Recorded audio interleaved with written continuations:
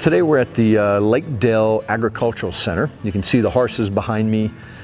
We've had our leadership team out here today. The whole purpose is we've got some new leadership team members, and we're trying to kind of all come together and learn how we work together better with one another. We've been working with some horses here to help us see better how we show up as individuals and how we show up as a team so that we can do a better job of impacting folks at the Scotford site. The nice thing about horses is it's going to be all about presence. So, the idea of being there, being present, choosing your attitude, because really horses give us that opportunity to choose our attitude. We learned about leadership, about ourselves, and about horses in a way that is far more applicable to our own leadership than I ever thought it would be. The horses teach people about leadership and relationships because the horse becomes our mirror. It helps us see if the horse is being tentative, what is it that I'm doing? What are in my behaviors are impacting the horse that are causing the horse to behave in the manner that isn't necessarily what I want to see.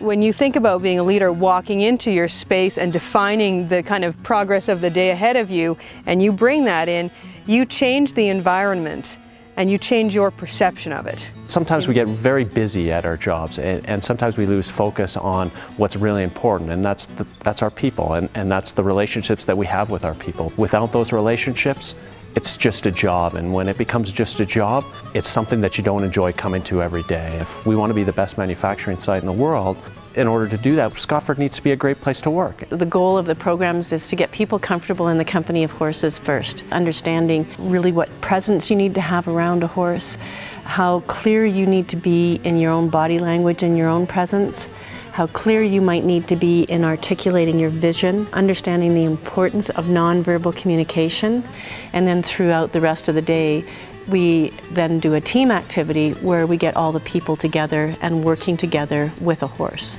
And the interesting thing about the team awareness is the horse becomes a key part of their team. If we need people to follow us, we also have to have a clear vision of where we're going. Part of this activity is to get them really understand how important their direction is, their focus is, and how do they clarify their thoughts here into the communication that they need. One of the things that really impacted me was how the communication and understanding of what we were going to do really helped me.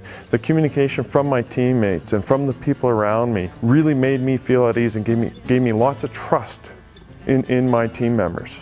We're going to test your communication abilities, right? We're going to test all those things that you said that you think you did fairly well. Because this time the rider's going to be blindfolded.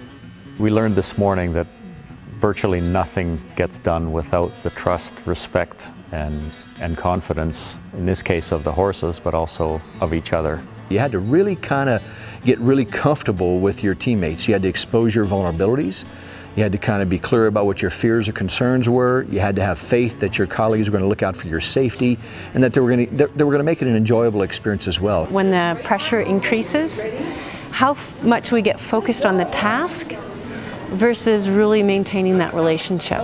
We forget our own nonverbal communication, we forget about our body language, we forget that we may not be making it better.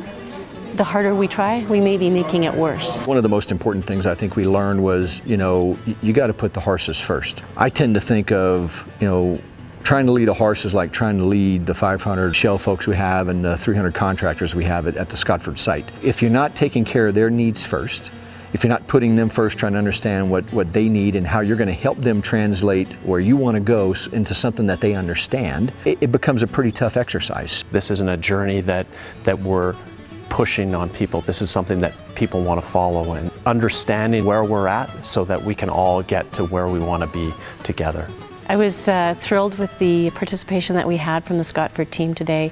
I think everybody really showed up. They were really enthusiastic about the learning that they were able to get out of the day. The day with the horse gave them the opportunity to really see themselves through perhaps the eyes of their employees. This helped open my eyes to different ways and different techniques that we can use as a leadership team to lead. Like our staff and like people at Scotford Manufacturing, they need to trust us if they're going to follow us. Horsemanship is about us, leadership is about us. If we can control our emotions, we can get back to being focused on what it is we want, and we can be really, really clear with our intentions, then horses will try, and so will people. Our vision, Team Scotford, people powering performance, I think the real linkage from today is really about, when we said putting the horses first, it's about putting people first. And I think people really saw a good connection to that in our vision today. And I think folks at the site are going to see that connection in our behaviors and how we show up as leaders. Trust has to be earned, and we need to show the respect for people around us. When we're listening and we're hearing people, when we're caring about people, is when we're going to really achieve to be the best manufacturing site in the world.